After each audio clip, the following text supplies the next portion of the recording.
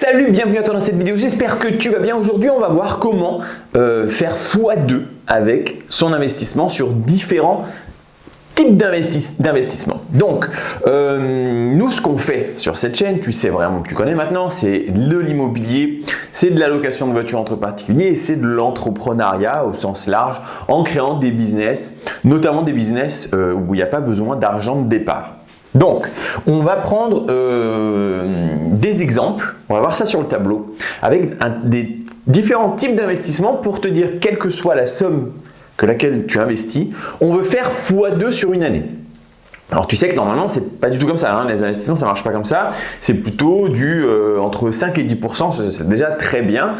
Et c'est pour ça que nous, on essaye de faire les choses un peu différemment. Donc, c'est parti, comment faire x2 avec l'investissement. Alors avec l'immobilier, on va commencer par ça, c'est hyper simple. C'est abusément simple. Puisque, on commence par l'IMO, notre argent qu'on va investir, on va imaginer on va partir sur un exemple simple. On va imaginer qu'on achète un bien à 100 000 euros. D'accord? Donc, le bien à 100 000 euros, ça se trouve, ce ne sera pas immense, ce sera peut-être un studio, ce sera peut-être un F2, selon où tu habites, ce sera peut-être plus grand, mais peu importe, c'est accessible. 100 000 euros, c'est possible. Pour avoir 100 000 euros, on a besoin de quoi? On a besoin clairement d'un CDI. Un SMIC, on est presque à ce niveau-là. Donc tu vois, déjà, c'est absolument accessible à la plupart des gens. Encore une fois, ne te formalise pas en te disant « Ah oui, mais moi, j'ai pas de CDI. » En fait, un CDI, ça se trouve. Si tu vas chercher le pire boulot du monde, ils seront en pénurie parce que personne ne veut faire ce travail et donc tu trouveras un CDI. Je te donne souvent l'exemple d'aller bosser à McDo. Bah ouais, c'est nul, peut-être, mais tu as un CDI et en fait, en 6 mois, tu fais ton investissement immobilier et basta. Donc, on part sur un projet à 100 000 euros. Toi, ton argent perso, il va falloir maintenant, parce que c'est compliqué en ce moment avec les crédits, il va falloir mettre de l'apport. Si tu as 10% d'apport, c'est cool, ça va passer. Donc, ton argent, ton investissement de départ, toi, il est de 10 000 euros. D'accord? C'est ça ton investissement. C'est ça l'argent que tu investis. Les 100 000 euros, ce n'est pas les tiens en fait, c'est la banque qui investit cette somme. Toi, tu investis 10 000 euros. Okay? Donc, quand tu fais un investissement immobilier et que ton investissement immobilier, tu le fais correctement comme nous, on sait le faire, et qu'on est aux alentours de 10%, voire même au-delà de 10%, bah, sur un investissement à 100 000 euros, par an, tu vas gagner 10% de 100 000 euros, soit 10 000 euros. Et donc, c'est pour ça que je te dis que c'est très simple de faire x2 avec l'immobilier sur cet exemple-ci. C'est-à-dire que tu as investi 10 000 euros. Ces 10 000 euros, ils sont toujours dans l'investissement, hein, ils n'ont pas bougé, ils sont dans le bien immobilier. Et tu as gagné 10 000 euros grâce au loyer. D'accord ? Donc, investissement, alors évidemment, il y en a qui vont argumenter en disant oui, mais dans les 100 000 euros de départ, tu as les frais de notaire, c'est vrai, mais on part du principe que nous, on fait les choses différemment, donc on va améliorer le bien. Et donc, si on devait le revendre le lendemain de nos améliorations, bah, on récupérerait largement, et encore beaucoup plus, on récupérerait largement la somme des frais de notaire. Donc, en fait, ces frais de notaire-là sont inexistants puisqu'on améliore le bien instantanément. Donc, voilà, 10 000 euros en immobilier, c'est très simple. Par contre, c'est simple au début. Pour faire x2, je veux dire, c'est simple au début, mais plus on va avoir remboursé notre capital et donc plus notre argent, notre capital sera investi dans le bien immobilier. C'est-à-dire qu'au début, oui, la première année, on a 10 000, mais la deuxième année, notre investissement, il n'est pas de 10 000. Il est de 10 000 plus les remboursements de crédit à hauteur, sur un exemple comme ça, aux alentours de 3, 4, 5 000 euros. Et donc, la deuxième année, on est à 15 000 euros. Alors, et donc la deuxième année, quand donc mon investissement, la première année, c'est pour ça que je dis qu'il faut vendre, il est à 100%. Alors, je mets 10 000, je récupère 10 000. Mais la deuxième année, mon investissement, on va arrondir, il est à 15 000 euros.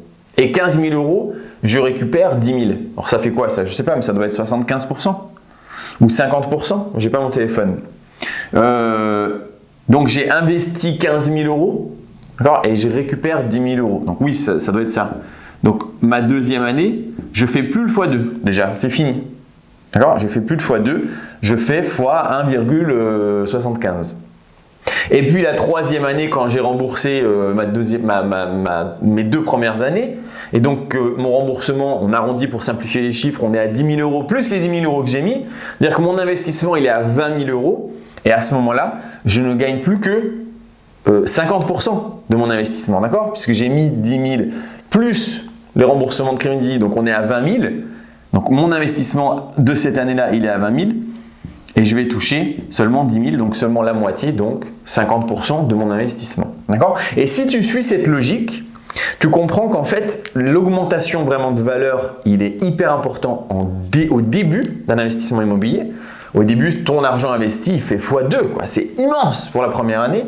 Puis, il diminue au fur et à mesure du temps. Et plus tu rembourses du capital, et plus ton investissement sur cette masse de fonds va diminuer jusqu'à atteindre réellement le pourcentage initial de rendement. C'est-à-dire que sur un appartement à 100 000 €, au bout d'un moment, une fois que tu as vraiment toi tes 100 000 €, ton investissement il est réellement que à 10%. Alors qu'au début, quand tu mets les 10 000, tu es à 100%. Et c'est pour ça que moi je dis oui, c'est bien de garder 3, 4, 5 ans, mais après il faut vendre parce qu'on va réinvestir et de nouveau on va réinvestir à 100%. Moi perso, je préfère avoir un investissement qui rapporte 100%, qui fait x2, qu'un investissement à 10%. Pour la location de voiture, comment est-ce qu'on peut faire 1 x2 avec son investissement? C'est un peu différent puisqu'en fait, tu vas voir que la location voiture, le rendement est bien supérieur à l'immobilier puisqu'on est aux alentours de 40% de rendement. Donc ça, c'est vraiment génial, hein, 40% et c'est net. Hein. 40% net. Mais souvent, quand on fait de la voiture, en tout cas moi je te conseille souvent de mettre l'argent que tu as et pas forcément de faire des crédits. Mais ça va pas être possible ça va être possible, mais du coup pour faire x2 avec la location de voiture entre particuliers, il faut tout simplement 2 ans et demi. Donc c'est un peu plus long et puis évidemment tu vas aussi commencer à avoir peut-être le problème, tu vas peut-être commencer aussi à avoir le problème tout simplement de la décote du véhicule puisque tu sais que nous on fait en sorte de ne pas avoir de décote de véhicule mais c'est uniquement valable au début quand on commence à garder un véhicule pendant 2 ans et demi, il va y commencer à y avoir de la décote. Donc, il faudra peut-être même un petit peu plus de temps que ça. Comment on va faire pour faire x2 avec une location de voiture en seulement 1 an? Écoute, on reprend nos petits 10 000 € et on va faire 1 x2 de cette somme d'argent. En 1 an, la location de voiture n'étant donc pas suffisante, on est obligé d'utiliser d'autres stratégies. Première stratégie, on peut, avec nos 10 000 € acheter notre voiture qui va nous rapporter les 40%, donc ça c'est la technique de base, on va dire, ok? D'accord? Donc ces 40% là, on est bon et malheureusement, il va falloir utiliser d'autres stratégies. On a 2 stratégies différentes qu'on pourrait utiliser. La première stratégie, ce serait effectivement de faire un crédit. Pourquoi pas de se dire, tant pis, normalement c'est pas tellement fait pour, mais je vais faire un crédit je vais faire un crédit voiture, un autre 10 000 €. Et donc dans ce crédit voiture là de 10 000 €, je vais encore avoir 40%. On va enlever même les pourcentages du crédit, du coup on va mettre seulement 35%. D'accord? On va imaginer que le crédit coûte tout simplement 5% par an. Donc là on part sur quelque chose où c'est une possibilité, mais ce n'est pas forcément la meilleure chose à faire en termes de crédit, puisque le crédit immobilier serait beaucoup plus rentable que le crédit voiture. Tout simplement parce que le crédit IMO va te prêter une somme bien supérieure à une somme voiture. Mais ça peut être une possibilité. Une autre possibilité qu'on va utiliser, c'est tout simplement de s'associer. Alors attention, ce n'est pas forcément en termes de société. C'est pas forcément en termes de société, c'est tout simplement une association, je t'arrange, tu m'arranges. Alors comment ça marche? Dans certains cas, alors c'est pas toujours le cas, mais dans certains cas, tu as parfaitement le droit, en faisant les choses correctement, d'avoir une voiture qui n'est pas à ton nom et de louer cette voiture sur les sites de location, même si, encore une fois, la carte grise n'est pas à ton nom. En fait, il y a une façon de faire et donc c'est possible de faire ça. Et donc, comment faire? Par exemple, on peut dire à 2 amis de dire ok, investis tes 10 000 € avec moi. Toi, tu investis, Bob, il investit, et puis Jacqueline, elle investit, c'est 10 000 euros. Moi, je vais te passer la moitié de tout ce qu'on gagnera dessus. Donc, toi, ton investissement, il sera totalement automatisé. Et je vais te passer 20%, tu vas avoir un investissement à 20% de rendement, ce qui est génial, hein, en totalement automatique. C'est-à-dire que le mec n'a strictement rien à faire. Il te fait un virement et ensuite il récupérera donc 10 000 plus 2 000 à la fin de l'année. Donc c'est quand même génial. Et donc là, toi, tu n'as pas mis d'argent du tout et tu vas utiliser seulement le capital de l'autre. Tu vas donc avoir ici tes 40% de rentabilité, hein, toujours sur cette même somme d'argent, plus tes 40% de rentabilité avec ta voiture. 35% de rentabilité avec une voiture que tu aurais achetée à crédit. Et donc là, on est à plus de, on serait à combien ça ferait ça 115%. D'accord? Donc ça veut dire en moins d'un an, tu pourrais faire x2 avec ton investissement de départ. Ok, donc c'est un peu plus de travail, mais c'est totalement faisable. Et puis le risque est hyper amoindri, c'est-à-dire que ça c'est juste, on te prête des véhicules et puis le reste c'est ton argent perso. D'ailleurs, ça pourrait être intéressant dans la location de voitures entre particuliers de vraiment développer ce sujet. S'associer. Ça c'est vraiment un truc, d'ailleurs je vais optimiser prochainement là dans la formation pour tous ceux qui l'ont déjà, formation location de voiture. Là, il y a quelque chose à faire qu'on n'a pas encore suffisamment exploité. C'est vrai qu'on n'a pas encore assez parlé de ce sujet, mais tu peux créer un immense parc automobile alors que tu n'as pas mis du tout d'argent dans ce projet. Donc ça peut être vraiment hyper intéressant. Donc voilà, donc x2 avec la location de voiture, c'est faisable. C'est un peu plus complexe. Par contre, le gros avantage, c'est que ce x2 là, il restera un x2 au fur et à mesure du temps, à la différence de l'immobilier où le capital va grossir et donc tu vas diminuer en termes de rendement. Là, non, on continue d'augmenter. Alors après, tu as d'autres types d'investissements. Hein. La location de van, je t'en ai parlé. Je vais l'inclure d'ailleurs prochainement aussi dans des formations. Location de van, on est aux alentours de 80%, donc il faudrait 1 an et quelques pour se rembourser un van aménagé. La location de bateau, on serait aux alentours de... Après, ça dépend. Moi, de mon expérience, c'est pas non plus dingue, mais peut-être qu'en 2 ans aussi, le bateau serait remboursé.